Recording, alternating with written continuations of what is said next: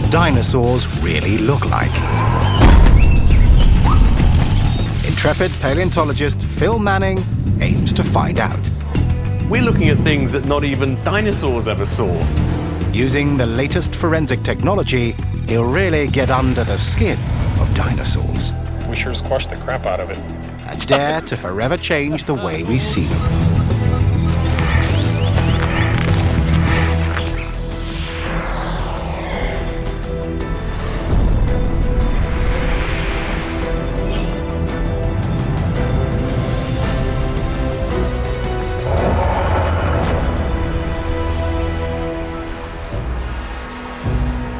Dinosaurs may have been dead for 65 million years, but sophisticated computer animations bring them back to life. The trouble is, we're mostly guessing.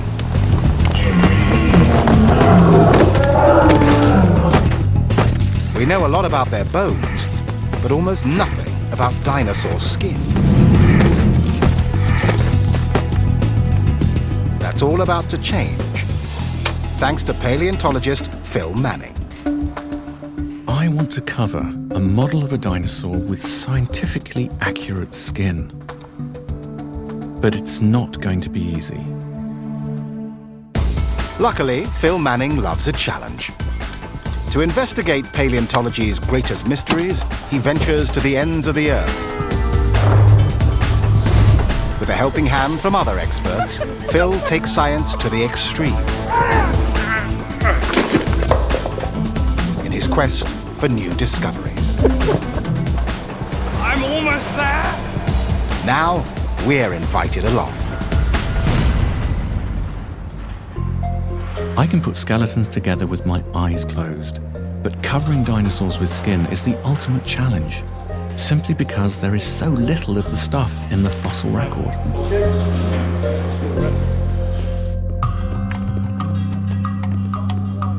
While paleontologists have been digging up dinosaur bones by the truckload, they found only a handful of animals covered in fossilized skin.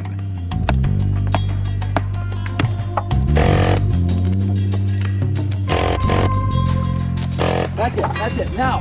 Got it. But Phil's used to wrestling with big problems. No, we gotta swing it out and around. Pull it up. This time is no different. All right. He wants to flesh out the bones of one of the world's largest dinosaurs. That's it, perfect, guys. Everything's there, nothing. Phil aims to cover a model with scientifically accurate dinosaur skin. He'll need all his forensic technology because 80 million years of geological history is bad for the complexion, as this chicken's about to discover. Here we go. Phil's at the Intertech Jet Fire Facility in San Antonio, Texas.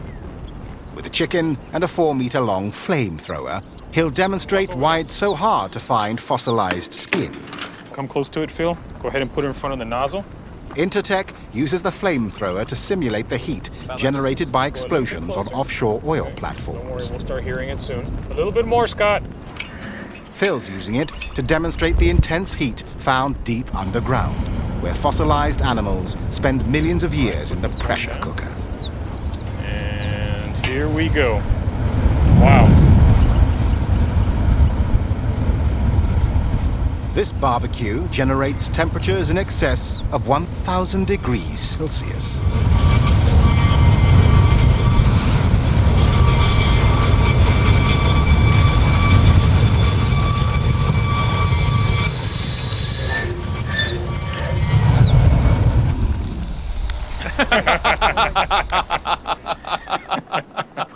Just went, ugh. It's like, no more. No more. Just, Okay. actually smells quite good. It smells really good. I'm really hungry now. I wonder if it tastes like chicken. That looks great. Okay. So this is just going to finish our animal off. That is just horrible. The indignity continues when it's out of the fire and into the crusher. There we go. Go on, let it have it. All right. Now Phil's demonstrating the immense pressure on a fossil when it's buried under tons of rock. And Ready, set, go. Oh, God!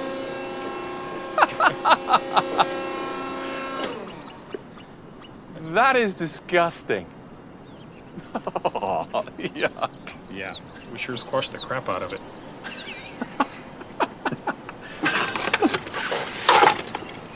All right. Oh, man. The chicken has definitely seen better days, but it's still in much better condition than most fossils served up to model maker Hall Train. He brings extinct animals back to life by reading their entrails. Can you rebuild it for me? This was a chicken. Well, it was a chicken. Yes. That's kind of easy. There's lots of stuff in there, lots of muscle, we've got lots of skin, most of the bones. So I think we could do something fairly reasonable. It's quite frustrating, isn't it, that even roadkill like this is better than what we have to deal with in the fossil record. Let me get rid of this. Please. Phil's here because Hall Train's an expert at reconstructing ancient animals from the flimsiest fossil evidence. Model. From his studios near Toronto, Hall produces remarkably lifelike models for museums throughout North America. More lively because this is where, they start to talk about the behavior of the animal. He's crafted over 100 dinosaur models, including the largest skeletal dinosaur mount in the world. When the Fernbank Museum of Natural History in Atlanta wanted a 37-meter-long Argentinosaurus, Hall Train was their go-to guy. And now Phil's giving him an even bigger challenge. How big can you make a dinosaur? Can you do big things? How big is that? Well, from nose to tip of tail, around about 120 feet. That's big. Yes, we can do that. Yeah, that's our specialty. It's called a titanosaur. It spanned the length of 3 school buses and weighed over 100 tons. Phil found this enormous skeleton in Argentina truly inspirational. Titanosaurs were the biggest known animals ever to walk on the Earth. As soon as I saw these bones, I knew I wanted to create a full-size model and cover it with lifelike skin. Phil certainly has the technology. Called light detection and ranging, or LiDAR, the device uses pulses of laser light, rather like radar, to make ultra-fine measurements. Recording 500,000 data points per second, LiDAR sweeps the entire dinosaur to generate a precise 3-dimensional image. Phil captures the size, shape, and position of every bone and joint of the skeleton for Hall to work from. Reconstructing this is going to use an awful lot of materials. Is your workshop big enough? No. You have to do it in sections. Well, we've made animals bigger than our workshop before. The process starts simply enough, sketching the approximate dimensions of the titanosaur based on Phil's data. But Phil wants to model more than just the bare bones. Fleshing out a skeleton of such epic proportions requires intricate planning, so they move from paper to pixels. Technology has transformed model making. In only a few hours, Hall has converted the LiDAR data into the first approximation of the titanosaur model. But without skin, Phil can't tell what the dinosaur really looked like. Until now, much of what artists draw is guesswork, because without skin, the colors and textures of dinosaurs are largely unknown. To uncover the secrets of skin, Phil gets fashion advice from a lemur. Oh my gosh. Wow. That is wonderful. That is one of the finest hats I've seen this season. You're stunning. Oh! This is a ball python. This is the nicest snake you'll ever see. Karen Rosenthal sees a lot of animals in the flesh. She's director of special species medicine and surgery at the University of Pennsylvania. When I see skin like this, I just think dinosaur. Well, the interesting thing is the skin of this snake and the skin of our lemur is very much the same. The basic structure is the same. So it makes you wonder, is the basic structure of dinosaur skin the same as what we see today? The outer layers may look different, but reptiles, birds, and mammals share a similar skin structure. The same two basic layers of skin cells generate an extraordinary variety of scales, feathers, and fur. So if we're going to understand a comparison of the skins of these animals, hello. Well, let's compare this one for a start. I just hope it is a lemur. It's a lemur. All right. So one of the interesting things is, because skin is so conserved between all the different animals, we can look at the skin and the way the structures are subtly different to tell something about where they live. There's more to skin than what's on the surface. Now Phil wants a skin sample to reveal what his titanosaur really looked like, and to provide clues about the environment the dinosaur lived in.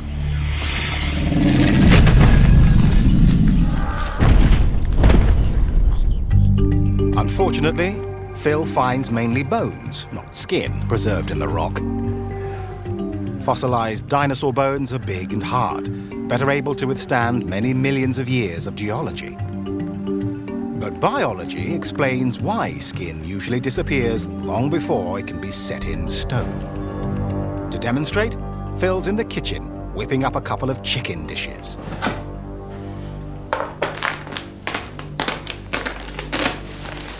The ingredients are simple.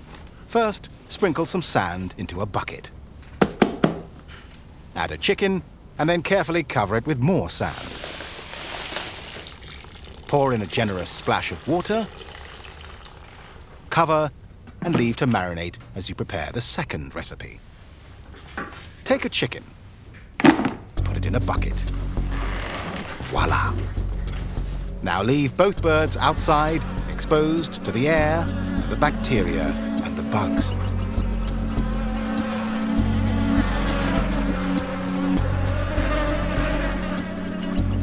Skin doesn't last long in the wild. One dead animal can feed an army.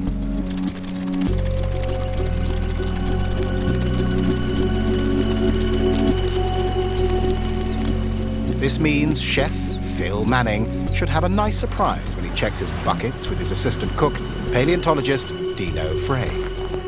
Oh, gee, How long is this rotting now? too long. This is what happens when you leave a body above ground. Oh, yes. And, the stench. It's disgusting. Look here, maggots. The chances of this thing getting into the fossil record are astoundingly slim. And now for the second bucket. This animal has been bathed in damp, soggy soil for about 2 weeks. Let's let him out slowly and see if we can see what's going on.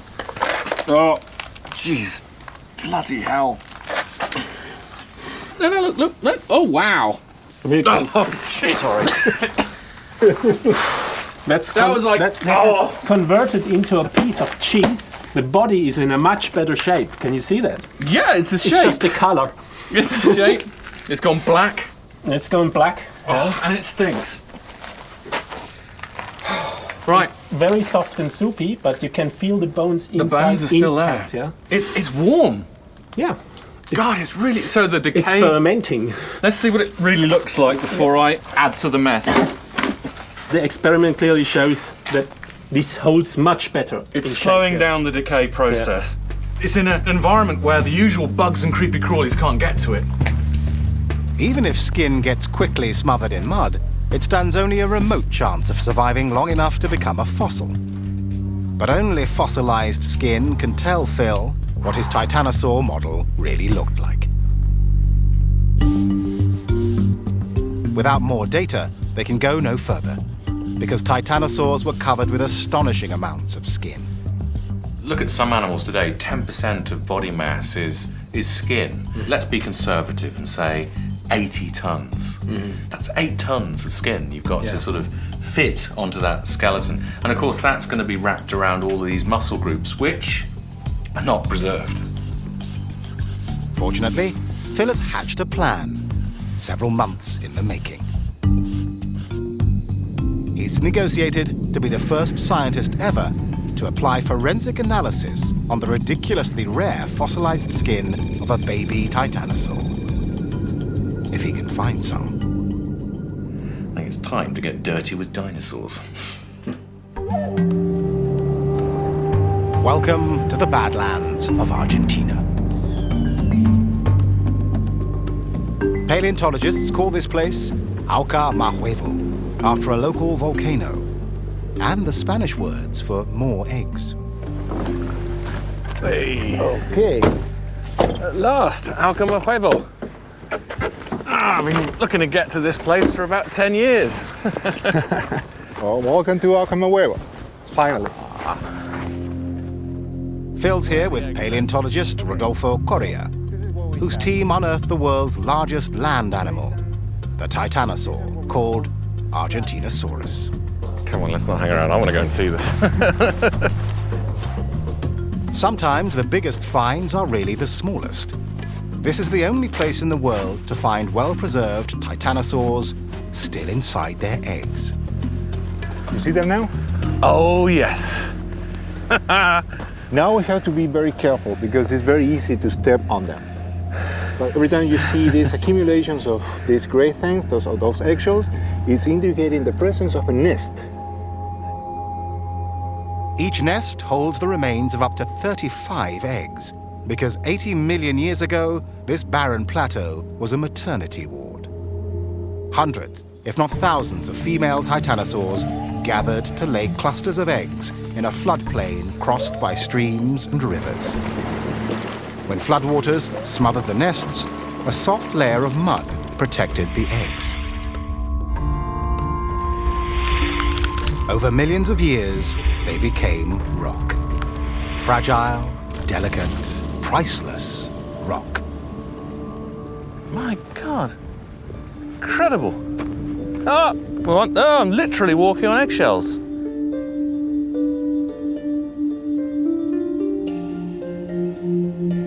I never thought they would be so concentrated. You see? There's another one, another one, another one, another. This was a dinosaur shack fest. But Phil can't cover his titanosaur with broken shells. To flesh out his model, he's after the stuff inside the eggs. And Rodolfo's just the man who can help him find it. In 1997, Rodolfo and his team picked up a fragment of shell with a tiny patch of skin stuck inside. The world's first sample of fossilized dinosaur embryo skin.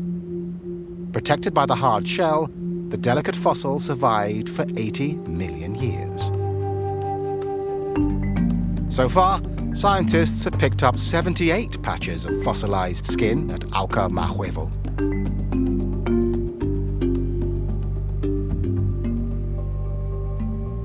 You must have been just a little bit happy with yourself when you got this locality. Have you found something?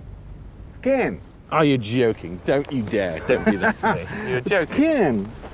Let's have a look. Bloody hell. Gorgeous. Give me some skin. Now that's fantastic. Oh, you can see it with the naked eye. A sample like this holds the key to building realistic dinosaurs. I think it's so funny that something as simple as skin might actually be one of the hardest things to finish off our reconstructions, because it's probably what we've got the least evidence of.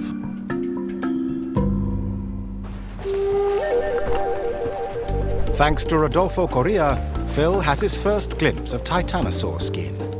Now he has to get it out of the egg and onto his full-size model. I like your office, Rodolfo. Thank you. It's very nice. Great views. Thank you very much. The view is even better back in Rodolfo's laboratory. So what do you have hidden away in here? This is something that I was looking to show you. Oh, fantastic. Eggs. So these are the skin, embryonic skin samples that we had collected from the Alcamahuevo locality.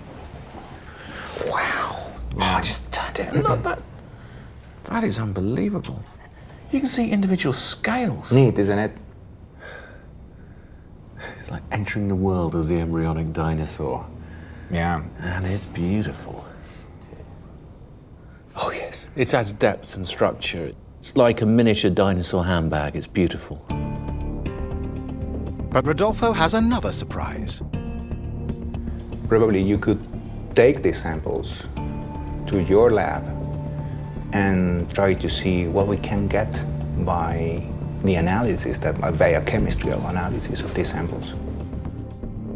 This is the first time fossil dinosaur embryos will leave Argentina to be studied. These are important fragments, critical to our story. It's an unprecedented opportunity. Phil has the chance to really get inside the skin of a dinosaur using some sophisticated forensic gadgets.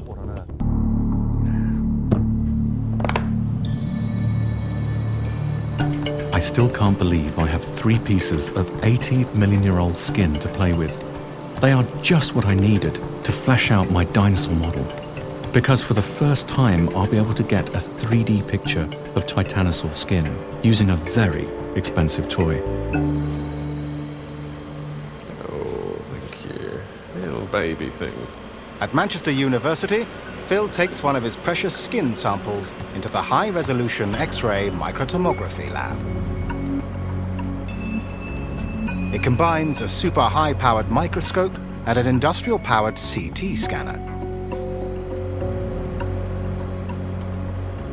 It can produce some of the world's highest resolution images from a sample that fits on the head of a pin.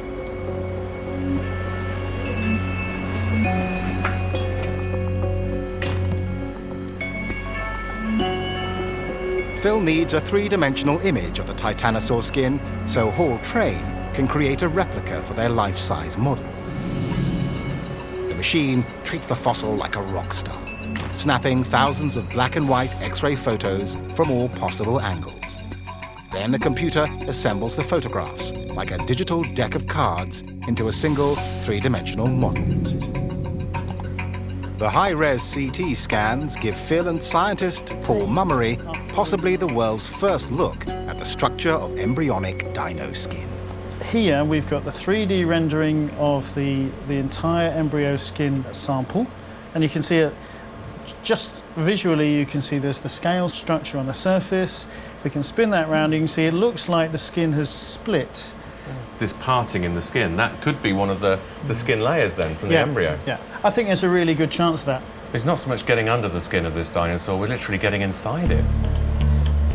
We're looking at things that not even dinosaurs ever saw.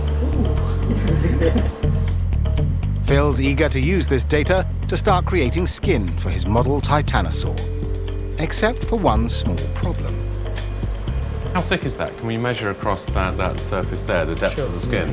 It's just over 1 millimetre. Yeah. Is that just too tiny for Hall to work with?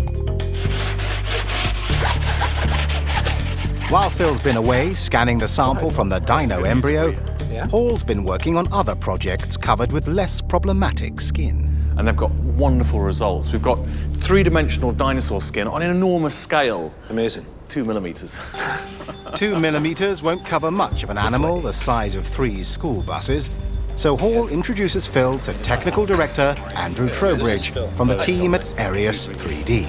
I've got some rather intriguing dinosaur skin here.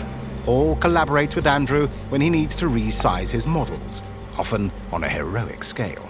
It would be really useful just to be able to hold a chunk of skin that size. It might tell us something more about what we might expect to see with a sauropod dinosaur skin.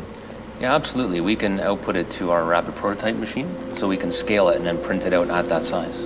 That is fantastic. Like something from a Star Trek movie, a rapid prototype machine beams any 3D computer model into reality. It works like an inkjet printer, spraying layers of crazy glue 1/10 of a millimeter thick onto gypsum powder. Layer by layer, it builds an exact, solid replica of the virtual computer model. Hall Train puts it to work, building a scaled-up model of Phil's tiny fragment of titanosaur skin.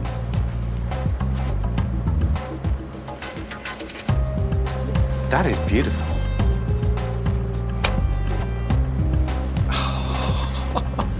It's just like the embryo skin. I can really see this appearing in patches over an adult dinosaur, but what I'd love to know is whether the skin from a baby would translate to what we see in an adult. Did they just simply scale up their scales from juvenile to adult? So if you can look at With the rapid prototype machine, Phil supersized his 2mm fragment of titanosaur skin 100 times bigger. It's now in proportion to the body of the adult and ready for Phil's model.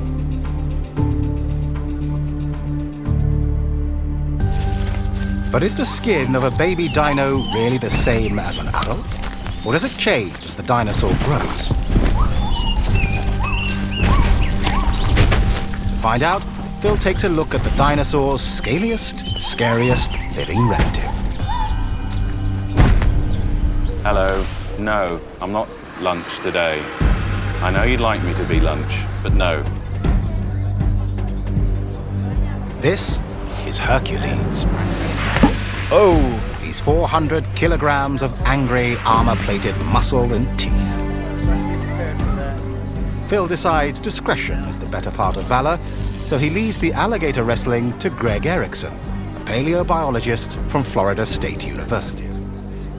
You know, it's funny, people look at these things and, you know, they see a dinosaur, and it's like, well, I see a big alligator, and there is some dinosaur there, no doubt about it. I just did it, for sure. Phil can learn a lot about dino skin by looking at Hercules' incredibly tough hide. The outer layer of skin forms sturdy scales made of keratin, the same protein that forms our fingernails and hair. The inner layer is packed with plates of solid bone. And what we find with alligators... Now Phil takes a close look at the skin of a baby gator. About a foot per year. It's really hard to relate the size of this animal to this animal, knowing that they are the same species. It's tiny. You can pour 4,000 of these into the body of an animal like this. We're still a long way off from what you can see with the dinosaur, though. I just can't help but think, you know, these are big, but the dinosaurs were absolutely vast compared to this guy. Oh, yeah. Whoa! Yeah, that'll wake you up. Hello, Hercules. You get used to that after a while. You get used to that. Phil's seen enough. The baby and the adult look similar, but within the skin is a different story. So while Hercules moves to his new home, Phil's left with a problem. If he were building a model gator, there's no way he could cover an adult with the scaled-up skin of a baby. The adult Hercules wears huge plates of bony armor. But the gator embryo has no such plates. Phil's sample of embryonic titanosaur skin also lacks them. Besides soft skin, baby gators and baby titanosaurs have something else in common. After they hatched, they were vulnerable. So just like gators, titanosaurs changed their skin. As they grew, they built the distinctive bony plates that adorn the adults. Mother and baby wore completely different hides. For Phil, it's just too much of a stretch to cover his adult titanosaur with embryonic dinosaur skin. It's enough to drive anyone to drink. Looking at what we've recovered so far in terms of data, whilst we have some fantastic images of it, I just think it's going to be a dinosaur too far, trying to reconstruct a full-size replica of our friend the titanosaur. The gators convinced Phil that he can't make a scientifically accurate model of a full-grown titanosaur based on the skin of an embryo.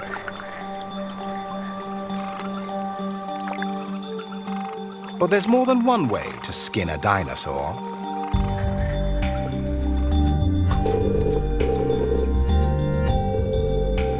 Hello. Hi there, Hall, it's Phil. Phil abandoned his titanosaur and breaks the bad news to Hall Train. I would love to build a giant sauropod dinosaur, I'll be quite honest with you, but... Well, you've probably added years to my life. Good to hear it. I would much rather be working with an animal where we have a much better data set. Is there such a thing? Oh, yes, there is. The animal is called a hadrosaur. In his quest for scientific accuracy, Phil says goodbye to the world's biggest dinosaur and hello to the hadrosaur, which once roamed North America in enormous herds like bison.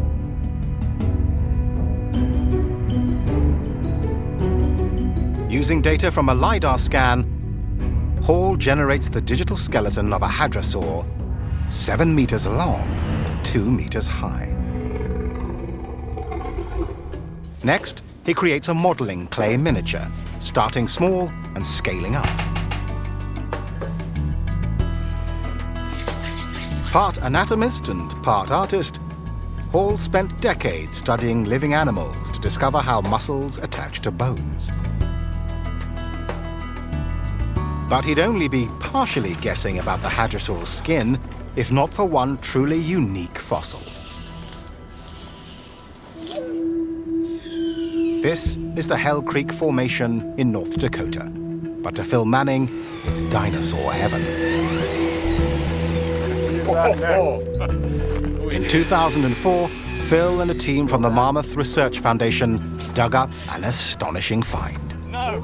A 5,500 kilogram block of rock encased the rarest of all fossils, a dinosaur mummy.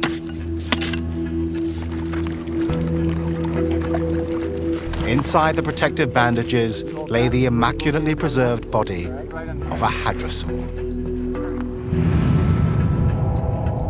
The rock encasing Dakota was once sandy mud mixed with plant debris.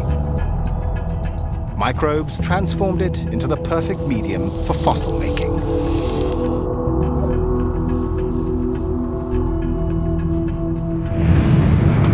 Tyler Lyson, who found the mummy, named it Dakota after his home state.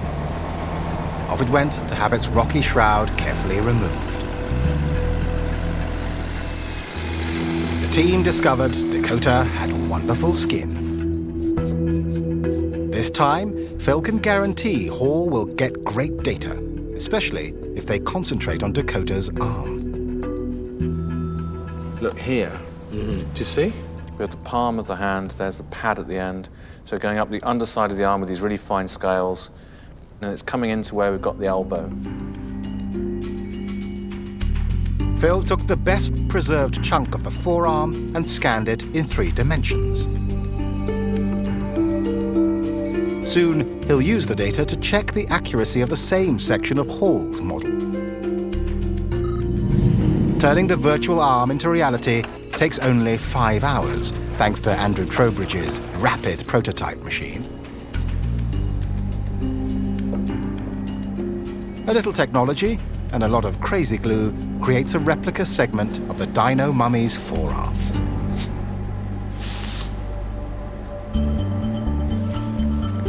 But before they can compare it to Hall's model, Andrew uses different technology to scale up the miniature hadrosaur. It's funny when you say we're going to stick this 3-dimensional dinosaur into a computer. I've got this vision of you getting your plasticine dinosaur and shoving it into the disk drive of your computer. We tried that, but it gummed up the works. It was bad. I thought it might. Instead, they scan the miniature using a laser triangulation scanner. Like a 3-dimensional photocopier, it captures millions of data points, which the computer crunches into an exquisitely precise 3D image. This is quite a small model. If we're going to scale it up, it might be quite blocky, or is it really high resolution? It's very high resolution. I actually have to make sure that all my thumbprints are off of it before we scan it. That would be awesome if we have a full-size leg with giant Hall train thumb marks all over it. Well, I've done that. Phil and Hall concentrate their scan on the hadrosaur's arm, a well-preserved region of the dino mummy Dakota. Phil wants nothing less than complete scientific accuracy. To transform the virtual miniature model into a life-sized reality, they hand the precious data to Lina Spagnolo and the foam milling machine. So you literally build dinosaurs out of this? Yes. Large white ones. Large white dinosaurs. if we're ready to go. The enormous computer-controlled router sculpts blocks of styrofoam with near-surgical precision. Separate sections dovetail together, allowing Hall to assemble a life-size model dinosaur as if it were a gigantic model airplane.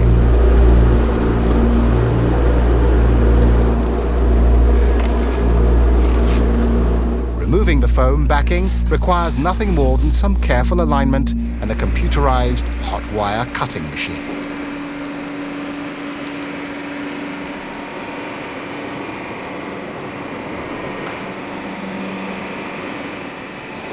It's all done. That is very neat. It's incredibly light. Yeah. And it's literally half a dinosaur's arm. But this hadrosaur's a weakling. To strengthen the arm, Hall reinforces it, not with bone, but a metal armature. Perfect. That's a giant dinosaur leg lollipop. Not that you're going to be able to eat it. That smells interesting. Yeah. We have a saying in our business is that if it doesn't kill you, it doesn't work. Okay, we have to be really careful to snap this together right in the right spot because we don't get too many chances at that. Now Phil's armed with a life-sized model from Hall's miniature dinosaur. That's pretty good, actually. Yeah. But they have a long way to go to turn this lollipop into a fleshed-out hadrosaur's arm.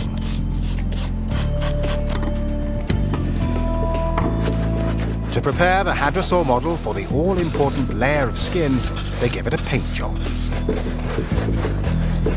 Styrofoam sculpts easily, but little sticks to it, so it needs a layer of latex paint. Wow, that looks really good now. It's like a dinosaur kebab. Especially when you do that. How close do you think I got it? What, to a kebab or a dinosaur's limb? It's time to bring back the chunk of Dakota's forearm. The circumference of Hall's model should match the rapid prototyped replica. Here you go, Phil. Whoa, that's fantastic. God, I actually feel like I'm holding the arm of the fossil again. See how it fits, though? Come on, that's the important thing. Oh, man, I think you've got it. You're really close. Right here. This is what? 50, okay? 45. 45. They compare very well because you haven't got the skin, you haven't really done the final touches to your model. I think that's going to be pretty accurate. Pretty close, yeah. That's stunning.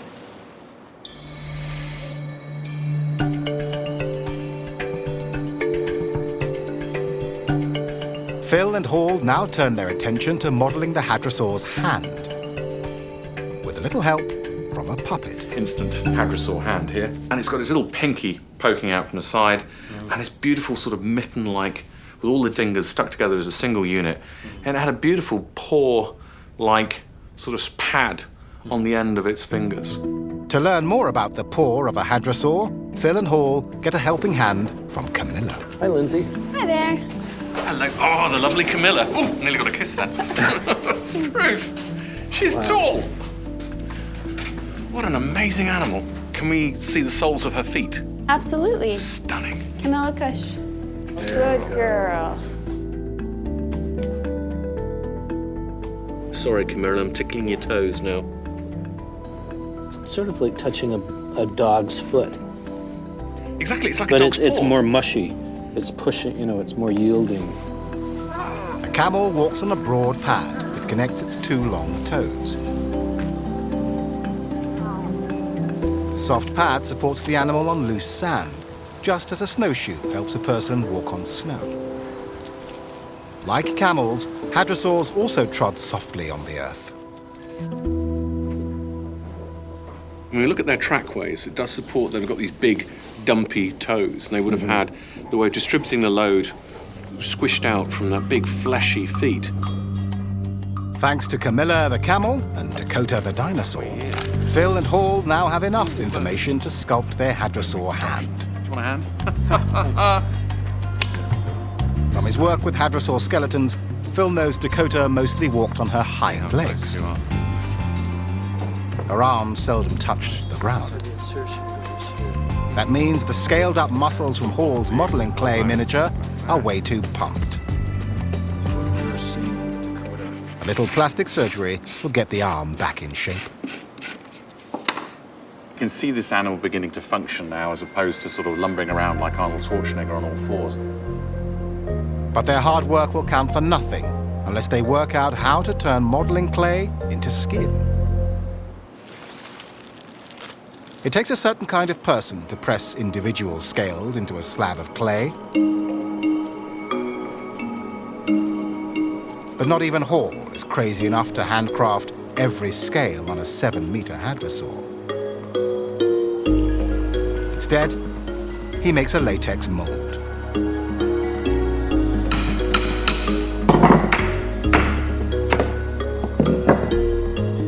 Based on photographs of the dino mummy, the mold faithfully replicates generic hadrosaur skin, with its scales of different sizes.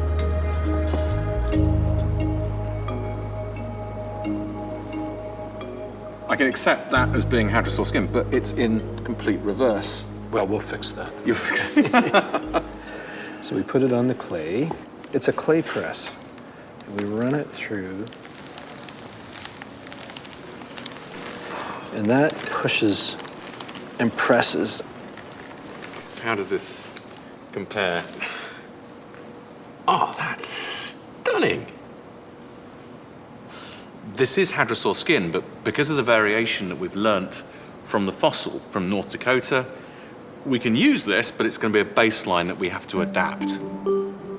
And since he can't adapt from living dinosaur skin, he goes in search of the next best thing.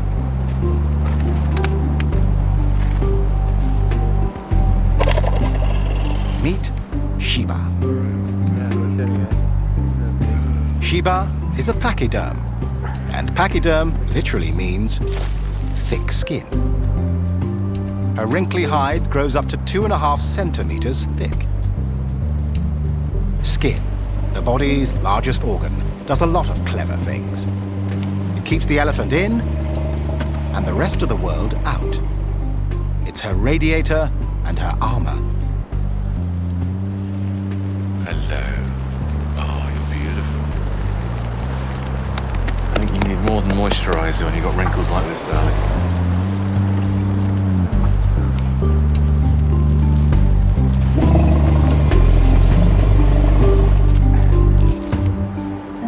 When I look at the skin of you, darling, it's very similar, believe it or not, to some bits of hadrosaur skin, but of course you're a mammal and our friend's a dinosaur, so you're not going to be exactly the same. Sheba weighs about the same as the hadrosaur Dakota, and probably dealt with the same large-scale problem. Wow, it's like how to stop her skin from sagging. Look at that. These folds here seem to be, you know, bundles of material that are keeping the skin from just sloughing down. And then they have flexibility this way. When I go like this, it's actually fairly easy. But watch this, what happens. Suddenly, you see this crisscross matrix happen, and then it disappears. You know, it literally just disappears. Look at that, the detail on the that's inside. amazing. Hall focuses on the elephant's elbow, where the skin interacts with the muscle, ligaments, and bone. Causing all this pleating and gathering. It's by far the trickiest part of his Dakota model to recreate. If you can imagine, you sort of just close your eyes, feeling the skin of this animal. And maybe, just maybe, you could be feeling what a dinosaur might have felt like.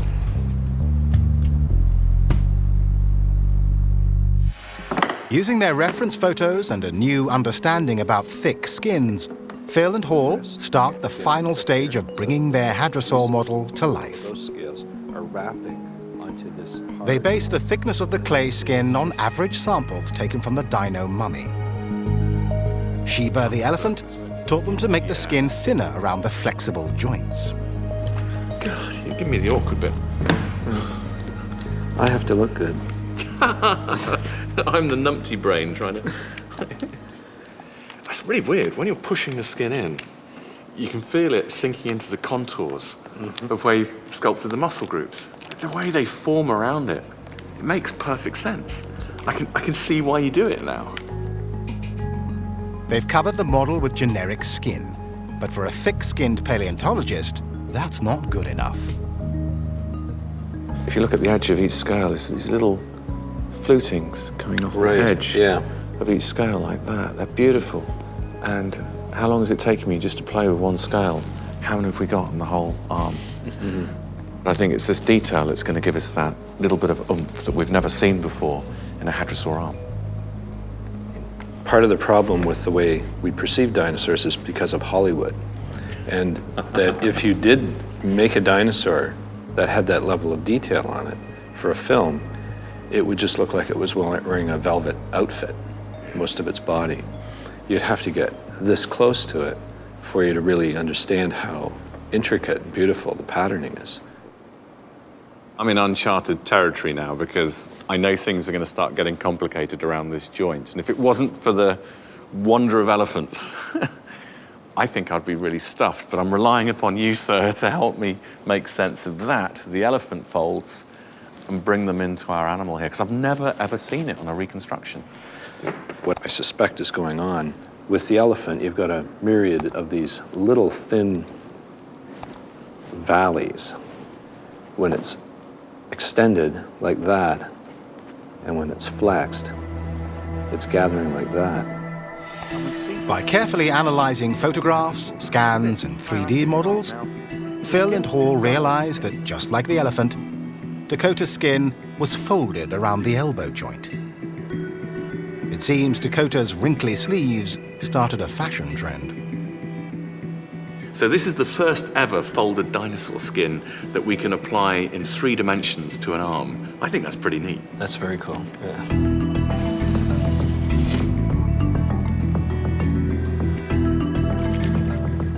While Hall goes to work on the wrinkles, Phil meticulously adds details to individual scales on the clay hide.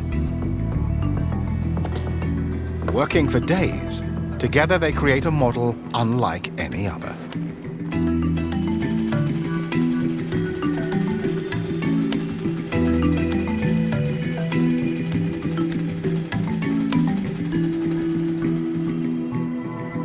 As far as I'm concerned, this has to be one of the most accurate sort of representation of any hadrosaur on the planet today. I love the fact we've got folded skin where we should see it, so we can see that arm functioning. Yeah.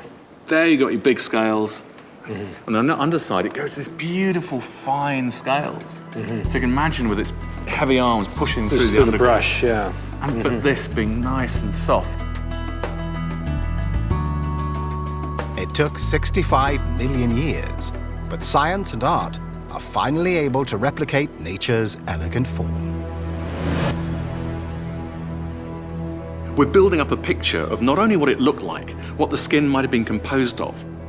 We're learning so much more about this animal. Skin is just so important. So for me, this reconstruction represents so much more than just the arm of a dinosaur. It represents a living animal now.